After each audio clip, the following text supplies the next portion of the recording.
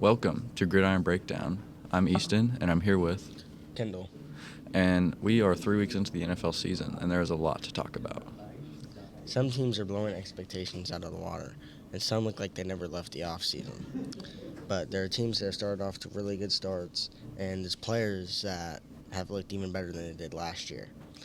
And we can talk about more disappointing teams and disappointing players. So, Kendall, let's start with the division standings so far and about the best teams in certain divisions. And let's start off here with the AFC East, with the Buffalo Bills being 3-0. What do you think about that? The Bills are pretty much good. Every year, they almost win that division, pretty much every year as well. And I think they'll be good. Josh Allen just looks like Josh Allen. I think they'll be good. The Dolphins don't look that good. Neither do the Pats or Jets. So I think the Bills will easily win that division. Yeah, I'm not sure if the Bills have lost that division since Brady left. Yeah. And another team that looks really good in the AFC is the Colts. And Daniel Jones looks like really good, like a really good quarterback, like top 10 in the NFL right now. His stats look really good as well. Yeah, Danny Dimes, all he needed was a team change, man. I'm telling you. Yeah, it kind of looks like the Giants are the problem there.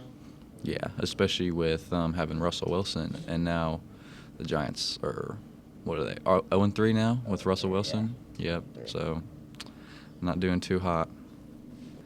How about the AFC West, though, with Chargers being 3-0 and the Chiefs at the bottom of that division, 1-2? I mean, the Chargers are a really good team. Jim Harbaugh's a good coach. They already had like a good defense, which kind of set them up for success.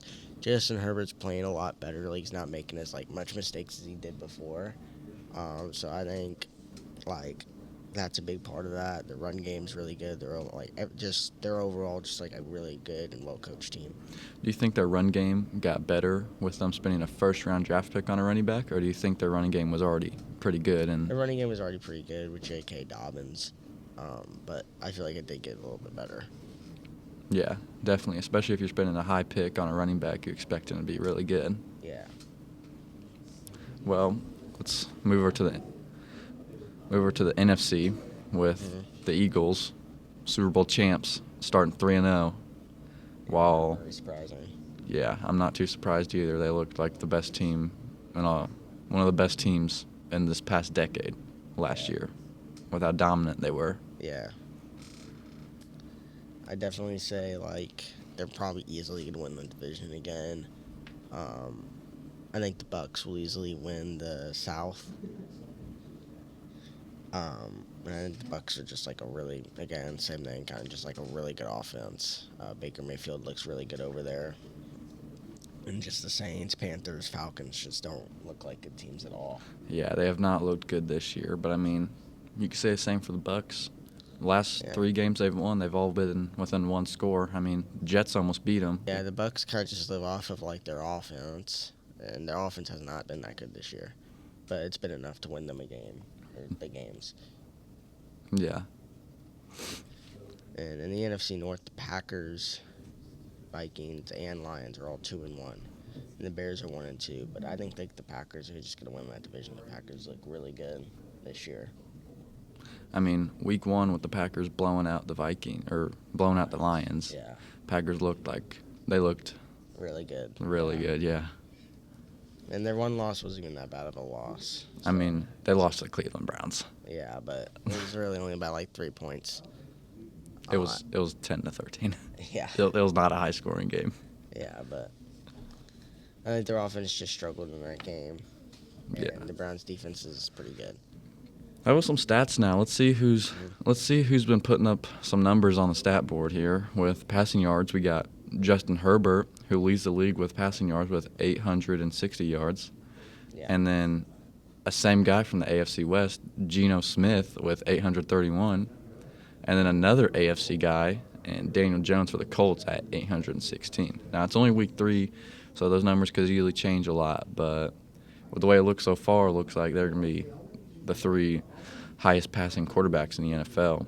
But, I mean, when we're on the topic of the Colts, Daniel Jones is the highest passer, but also they have Jonathan Taylor, who has the most rushing yards by a wide margin so far in the NFL, with James Cook being Well, Jonathan Taylor's at 338 right now, and James Cook's at 284. And then, shockingly, Travis Etienne's up there at 270, which he didn't look too hot last year. But maybe with Liam Cohen, that Jags offense will look or be playing better, but it's too early to tell. Yeah, I'll definitely say that's probably like very unexpected. Like I don't think really much people like really expected that from all those guys there, especially like Geno Smith or Travis Etienne. But what we kind of did expect was like Puka Nacua leading in receiving yards because he was really good. You know, he's always really good when he's not injured. And so kind of expected that, but I think that definitely will change later in the season. Yeah. Especially, you never know how the Rams could end up with Matthew Stafford this offseason being the biggest name out of their training camp just because of his back stuff. You don't know if he could go down, bring in a backup. I mean, who's their backup? Stetson Bennett? And, but anyways, back to the team stats. I mean, obviously the Bills lead the league in total yards per game. But the Colts aren't that far behind. Lions and Cowboys are also in the top 5. Lions and Cowboys always normally have like a really good offense. Mm-hmm. You know, all those quarterbacks kind of always throw a lot in the game and throw for a lot of yards for the most part. Bills are also having the most rushing yards per game as well. Really? Yeah, and I think that's because of Josh Allen helps the running game because, you know, obviously with the Colts, Jonathan Taylor does have a lot of rushing yards, but, I mean, Daniel Jones is much of a runner, so. I mean, Daniel Jones, he can escape the pocket when he needs to, but he's not a like guy. Josh Allen where he can just be designed for it. And on the defensive side, the Browns are only allowing 204.3 yards per game. And the Broncos and the Rams lead with 12 sacks per game, and the Browns are right behind. So the Browns have a really good defense this year. I mean, yeah, I think most people, the Browns, you know, Myles Garrett leading the charge there. Yeah. I think a lot of people could have seen them having a good defense, especially with them holding the Packers, who had been putting up like almost 30 points per game almost every game, holding them to 10 points and letting their offense, you know, be the Browns, surprisingly putting up 13. Game-winning field goal, though, helped them it really get their first win. And maybe they can turn it around after that. And back to the Colts. I mean, the Colts are just looking really good, and they're just able to, like, make big plays in big moments. I think they can actually, like, make a really good run this year, especially with the way that Jacksonville, Tennessee, and Houston are all playing. Yeah. I mean, their division is wide open to them because I think they're 3-0, and I think the rest of the teams in that division are like 1-2 maybe, 2-1. 1-2, 0-3. Yeah. And so it should be really wide open for them to be able to make a push in that division. The Bucs are also 3-0, but they've been in a lot of tight spots. I think their offense got a little bit worse with Cohen leaving, and I hope they can like turn it around. But it has been still pretty efficient. Yeah. The 49ers, surprisingly, are 3-0 now. They're on top of that division. The Seahawks, though, are 3-1. So they're like right behind. They are right behind. I mean, so far from what I've watched, the Seahawks look like the best team in that division. They may have lost to the 49ers week 1, but I mean, Brock Purdy going down, that could really hurt them. Yeah. And then Nick Bosa tearing his ACL, he's out for the season. So I mean, how are you going to make a big push without your premier pass rusher? You know? Yeah, and I think Brock Purdy's still a pretty good quarterback. I know he has a lot of weapons, but he's still getting to the point where he's like a veteran quarterback in the NFL. Mm-hmm. But I just feel like the team that looks the best in the NFC is still like the Eagles. They just look so much more dominant than everybody else. Yeah, I mean, the Eagles have a super team surrounding Jalen Hurts there with, I mean, the O-line, Saquon, their defense. I know A.J. Brown and Smith haven't looked that good this year, but they haven't really needed to pass the ball. Yeah, they haven't really needed it because Saquon and Jalen Hurts run each for like at least 50 yards a game each, so it really helps. I mean, and on the flip side, the Titans are 0-3. I mean, obviously they have a rookie. #1 overall draft pick as their quarterback. Their offensive line hasn't been good, though. The penalties, their consistency, The Giants are also in 3. I mean, I just don't really think much is going to change in the quarterback position there. Um, and higher expectation teams are underperforming this year. I mean, we got teams like the Chiefs, who went to the Super Bowl last year. A lot of people wanted them to do good. I'll say a team that, you know, is actually doing good. I didn't expect to do good as the Bengals. Like they're 3-0 right now. Even with Joe Burrow hurt, this is like the best start that they've had since that year they went to the Super Bowl. Even though Joe Burrow's hurt, Jake Browning actually looks like a really good quarterback with Jamar Chase. And Yeah. Jamar Chase will probably be number 1 receiver again this year. You think he'll be another one? Number 1 again? Triple Crown? Yeah. I'm not too sure, but, I mean, with Joe Burrow's injury, he could come back by, like, week 15 to 16. He'll be back there for if they need a playoff push, Just seeing if Jake Browning can get him through the regular season, get him to that really tough division and schedule they have, with obviously the Browns having what looks like the best defense in the league, their division. The Steelers, Steelers, and then you got the Ravens. Lamar Jackson, I mean, it's going to be hard to stop him with that defense. Yeah.